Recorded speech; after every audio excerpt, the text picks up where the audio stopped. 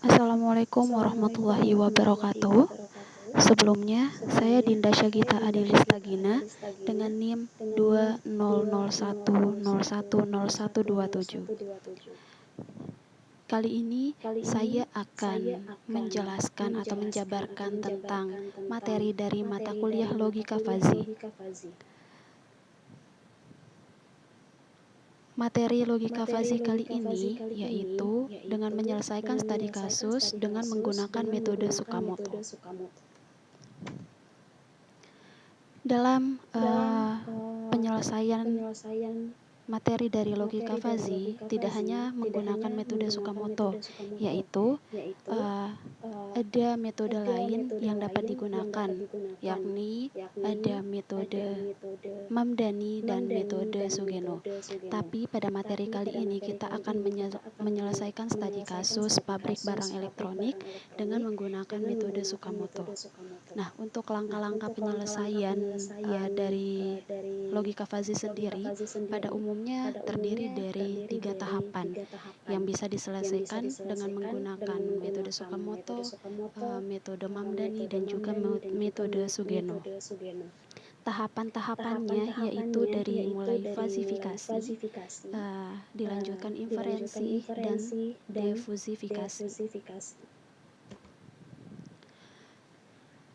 Untuk membahas langsung ke studi kasusnya, kita perlu tahu nih metode Tsukamoto itu bagaimana konsepnya.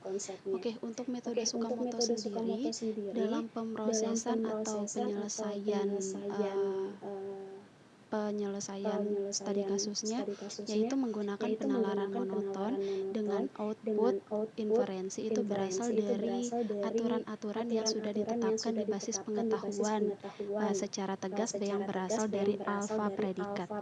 Nah, alfa predikat ini nanti akan kita dapatkan melalui tahapan inferensi atau tahapan kedua dari logika fazi. Oke. Metode Tsukamoto juga dihasilkan atau diperoleh dari menggunakan rata-rata terbobot. Makanya metode Tsukamoto dibilang berbeda dari metode-metode yang lain. Dan metode yang lain pun dia mempunyai perbedaan yang merupakan ciri khasnya masing-masing. Oke. Untuk pembahasan pertama yaitu tentang pengertian dari langkah-langkahnya. Kita harus tahu mengapa kita menggunakan tahapan fusifikasi, inferensi, serta defusifikasi dalam metode Tsukamoto ini. Nah, untuk yang pertama yaitu fusifikasi, di mana fusifikasi ini mengubah input sistem yang mempunyai nilai tegas. Nah, nilai tegas ini akan dirubah menjadi variabel linguistik atau variabel fazi yang dimana dia tidak tegas ya, kebalikan dari Kripps. Jadi fazifikasi ini menggunakan fungsi keanggotaan yang disimpan di basis pengetahuan. Oke, selanjutnya. Nah, di sini ada basis pengetahuan di mana basis pengetahuan ini berisi tentang atau berisi dari rules atau aturan-aturan yang akan kita gunakan di proses inferensi. Jadi aturan-aturan ini yang akan membentuk alfa predikat dan nilai Z nantinya. Nanti kita akan bahas pada tahapan inferensi. Nah, di mana tahapan inferensi sendiri yaitu tahapan yang mengubah input fazi menjadi output dengan cara mengikuti aturan-aturan yang ada di basis pengetahuan. Nah, di inferensi ini sendiri dia menggunakan aturan if then jika maka, di mana dia menggunakan kondisi beserta kesimpulannya. Selanjutnya yaitu defusifikasi, di mana defusifikasi ini dia mengubah hasil dari tahapan inferensi menjadi nilai tegas. Nanti fungsi ini akan menggunakan fungsi keanggotaan yang telah ditetapkan. Nah, defusifikasi ini memiliki dua metode yaitu centroid dan average.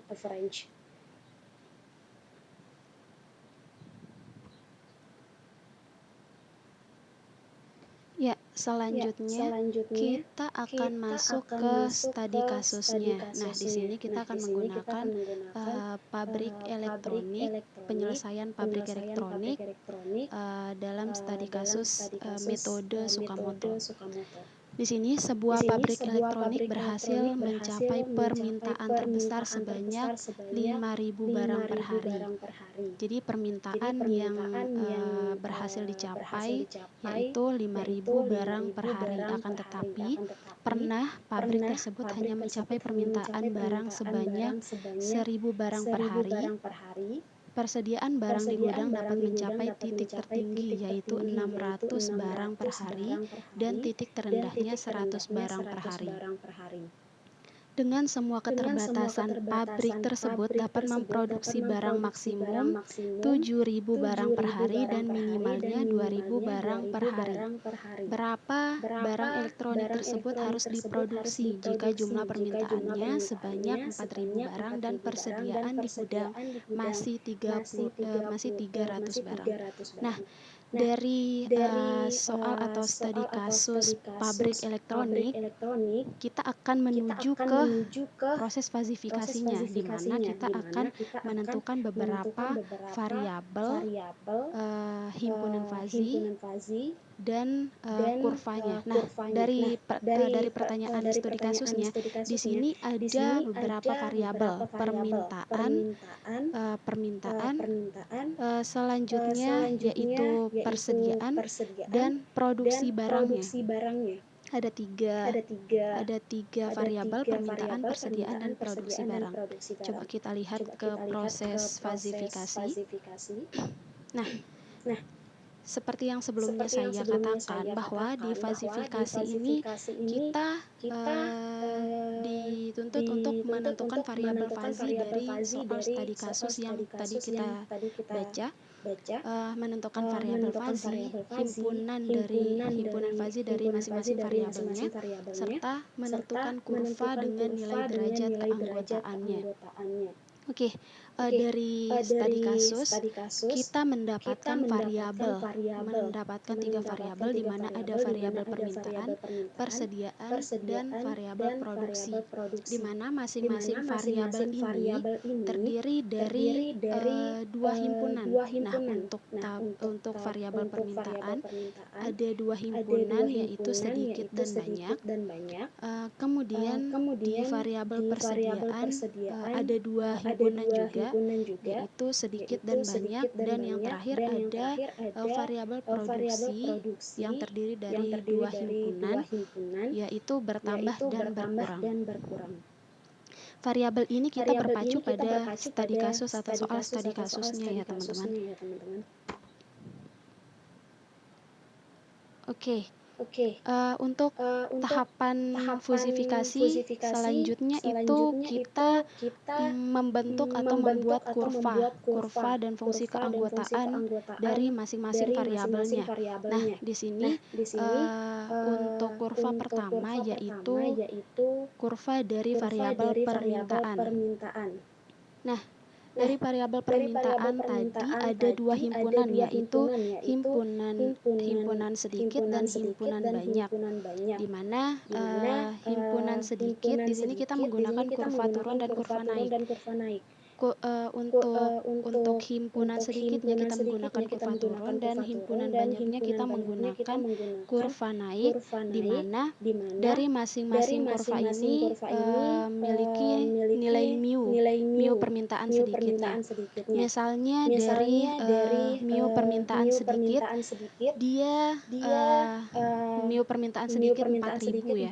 Mu permintaan sedikit 4.000 di mana rumusnya yaitu 5.000 dikurang 4.000 dibagi dengan 5.000 dikurang 1.000 sama dengan 0,25.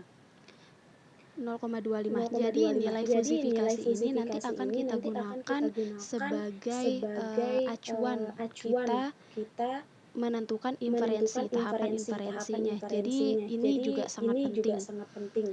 Oke, untuk mu permintaan banyaknya. Maaf sebelumnya. Oke, untuk mu permintaan banyak 4.000, yaitu 4.000 dikurang 1.000 dibagi dengan 5.000 dikurang 1.000. Nah, mengapa ada 5.000 dan 1.000? Jadi sesuai dengan studi kasus, soal studi kasusnya, di mana di sini kita membentuk kurva. Untuk titik awal, titik dari antara ya, titik antara himpunan sedikit dengan himpunan banyak itu ada 1.000 dengan 5.000. Makanya kita di sini menggunakan titik atas dengan titik bawah, kita akan menggunakan selisihnya di situ. Oke, kita lanjutkan ke variabel yang kedua, yaitu variabel persediaan.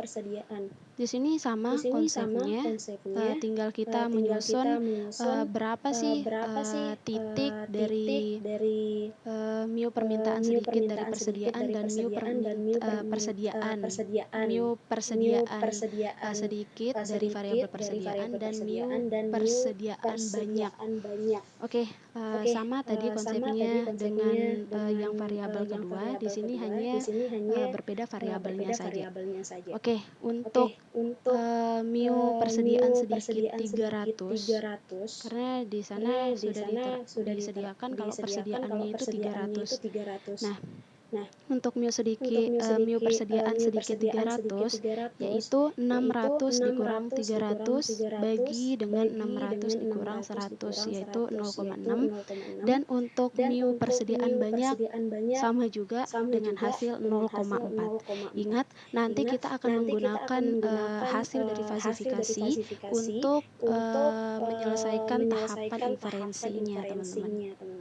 Oke, selanjutnya kita ke variabel ketiga. Untuk variabel 3, di sini ada variabel produksi. Nah, di variabel produksi juga terdiri dari dua himpunan, yaitu himpunan berkurang dengan himpunan bertambah. Oke, untuk mu produksi berkurang, di sini ada tiga kondisi. Di sini ada tiga kondisi. Ketika dia bernilai 0, maka mu produksi berkurang atau Z-nya itu lebih besar atau sama dengan 7.000. Itu untuk kondisi yang pertama dari mu produksi berkurang. Selanjutnya ada ketika dia bernilai 1, maka nilai Z-nya yaitu kurang dari atau sama dengan 2.000. Nah, ketika dia berada di antara nilai 0 dengan nilai 1, maka kita akan menggunakan rumus mu produksi berkurang yang kedua, yaitu 7.000 dikurang dengan nilai Z dibagi dengan 7.000 dikurang 2.000. Nah, ini ketika hasilnya berada di 2.000,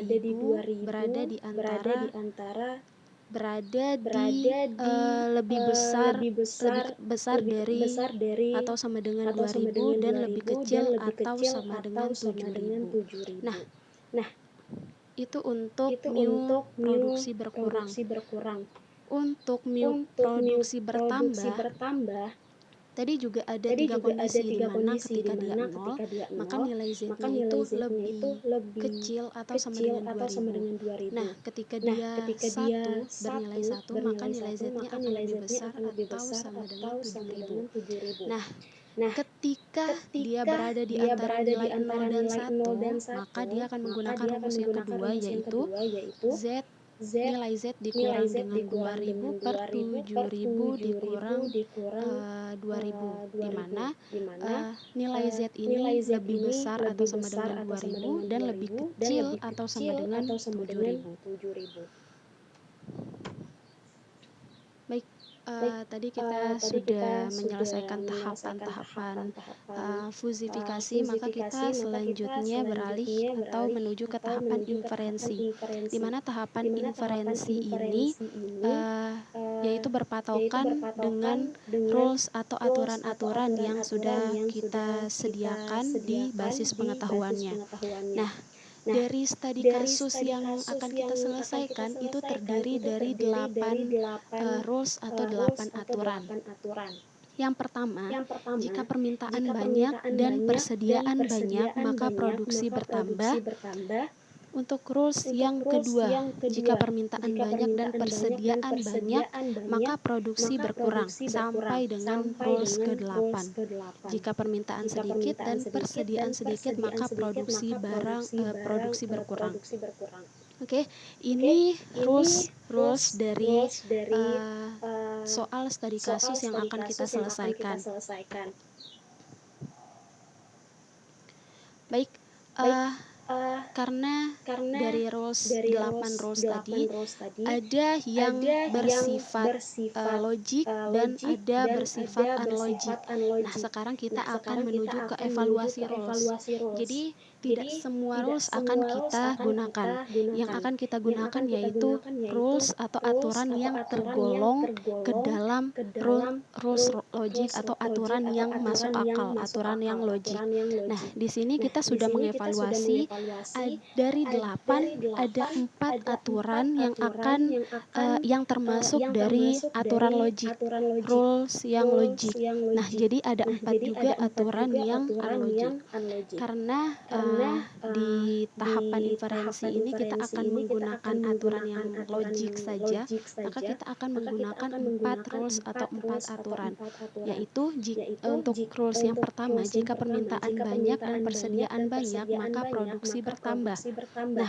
Nah, jika permintaannya banyak, dan persediaannya juga banyak, maka otomatis pabrik akan produksi barang itu bertambah. Itu termasuk ke dalam golongan logik. Untuk rules yang kedua, jika permintaan banyak dan persediaan sedikit, maka produksi akan diproduksi bertambah. Untuk rules ketiga, jika permintaan sedikit dan persediaan barang di gudang itu banyak, maka produksi akan berkurang. Begitu pula untuk rules yang keempat, jika permintaan sedikit dan persediaan sedikit, maka tentu akan produksinya dikurangkan atau berkurang. Kita akan menggunakan keempat rules ini untuk tahapan inferensi. Baik, untuk tahapan inferensi kita mulai dari rules yang pertama. Jika permintaan banyak dan persediaan banyak, maka produksi bertambah. Nah, di sini untuk menentukan alfa predikat, kita acuan dari rules permintaan banyak dan persediaan banyak. Nah, tadi dari tahapan fusifikasi kita menentukan mu permintaan banyak dan mu dari persediaan banyak, di mana untuk mu permintaan banyak yaitu 0,75 dan mu dari persediaan banyak yaitu 0,4. Nah, di mana untuk menentukan alfa predikatnya kita menggunakan mu permintaan banyak dan mu persediaan banyak sesuai dengan rules yang pertama. Nah, untuk metode Tsukamoto sendiri, kita akan menentukan nilai minimal dari permintaan banyak dan persediaan banyak ini. Nah, untuk minimal dari mu permintaan banyak dan mu persediaan banyak yaitu minimal 0,75 dibandingkan dengan 0,4. Nah, karena kita menggunakan nilai minimal, maka tentu kita menggunakan 0,4. Jadi untuk nilai alfa predikat dari rules pertama yaitu 0,4. Selanjutnya, setelah kita menentukan alfa predikatnya, kita akan menentukan nilai Z. Nilai Z untuk rules yang pertama, karena kita sekarang menentukan nilai Z pada rules yang pertama. Jadi di sini saya menggunakan Z1. Nah, untuk menentukan nilai Z, Z1 dikurang dengan 2000 dibagi 7000 dikurang 2000 sama dengan 0,4. Mengapa menggunakan rumus ini? Karena kita berpacu pada mu produksi bertambah, karena untuk rules yang pertama kita menggunakan produksi bertambah ya. Kita berpacu pada mu produksi bertambah. Dari alfa predikat kita menghasilkan 0,4. Jadi karena 0,4 berada di antara 0 dan 1, maka kita akan menggunakan rumus yang kedua, yaitu Z dikurang 2000 dibagi 7000 dikurang 2000. Itu mengapa kita menggunakan rumus ini. Oke, kita lanjutkan. Z1 dikurang 2000 per 7000 dikurang 2000 sama dengan 0,4, di mana Z1 dikurang 2000 per 5000 dihasilkan dari 7000 dikurang 2000 ya teman-teman, sama dengan 0,4. Dihasilkan Z1 dengan nilai 4000. Karena tadi kita menggunakan rumus yang kedua dari mu produksi bertambah, jadi hasilnya tentu berada lebih besar atau sama dengan 2000 dan lebih kecil atau sama dengan 7000 karena nilainya 4000 ya teman-teman. Itu nilai alfa predikat dan nilai Z dari rules yang pertama. Oke, sekarang kita menuju ke rules yang kedua. Rules yang kedua yaitu jika permintaan banyak dan persediaan sedikit, maka produksi bertambah. Nah, sama seperti sebelumnya pada rules yang pertama, kita mencari alfa predikat dan nilai Z. Untuk yang pertama yaitu kita mencari alfa predikat dari mu permintaan banyak dan mu persediaan sedikit. Mu persediaan sedikit di mana minimal dari 0,75 dan 0,6 yaitu 0,6. Nah, karena 0,6 berada di antara 0 dengan 1, maka kita juga menggunakan rumus yang kedua pada mu produksi bertambah. Pada mu produksi bertambah di sini kita sudah menemukan nilai Z2-nya. Z2-nya yaitu 5000.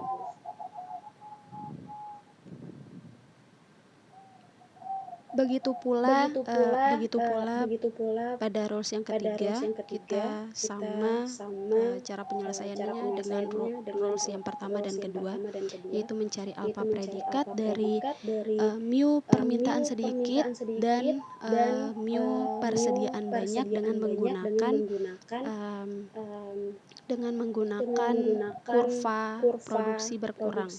Kurva produksi berkurang di sini untuk minimal 0,25 dan 0,4 yaitu ambil nilai minimalnya menjadi 0,25. Nah, untuk mu produksi berkurang, sekarang di rules ketiga kita menggunakan mu produksi berkurang. Karena nilai dari alfa predikat itu berada di antara 0 dan 1, maka kita akan menggunakan rumus yang kedua, rumus yang tengah, yaitu 7000 dikurang Z. Karena di sini kita rules 3 ya, kita akan menggunakan Z3. Dibagi dengan 7000 per 200. Nah, sehingga didapatkan hasil Z3-nya yaitu 5750.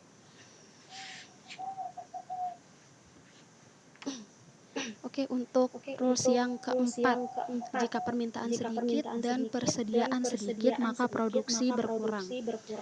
Kita mencari alfa predikat yang keempat dari rules 4, yaitu mu permintaan sedikit dan mu persediaan sedikit dengan menggunakan kurva produksi berkurang. Untuk Eee, minimal dari mu permintaan sedikit dan mu persediaan sedikit, kita ambil minimal 0,25 dan 0,26 yaitu 0,25. Di mana untuk penentuan nilai Z-nya itu, menggunakan rumus tengah karena 0,25 itu berada di antara 0 dan 1. Oke, untuk nilai Z4 didapatkan hasil 5.750. Nah, alfa predikat dan nilai Z ini yang kita dapatkan dari tahapan inferensi itu akan kita gunakan pada tahapan fusifikasi, di mana tahapan fusifikasi yaitu tahapan yang bernilai penegasan, yang diartikan sebagai penegasan.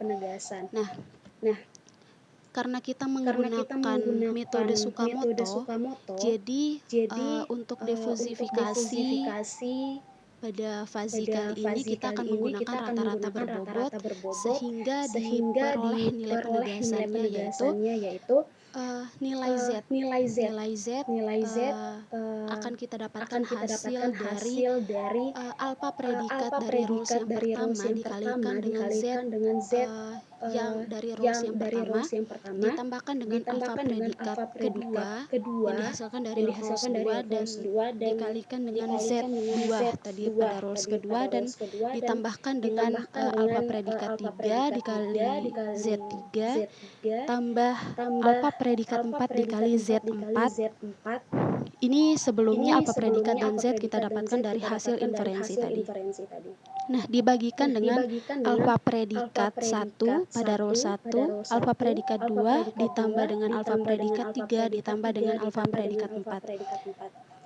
Nah, untuk hasilnya di sini dari hasil alfa predikat dan Z1 sudah ada, maka untuk penjumlahannya 7.475 dibagi dengan 1,5 yaitu sama dengan 4.985,33. Nah, dari hasil defusifikasi kita bisa menyimpulkan bahwa barang yang harus diproduksi oleh pabrik elektronik adalah sejumlah 4.983 barang agar permintaan yang diminta oleh customer atau si distributor produksi dapat terpenuhi. Mungkin itu saja penjelasan dari saya tentang materi dari mata kuliah logika fazi yaitu metode Tsukamoto dengan studi kasus pabrik elektronik. Sekian, wassalamualaikum warahmatullahi wabarakatuh.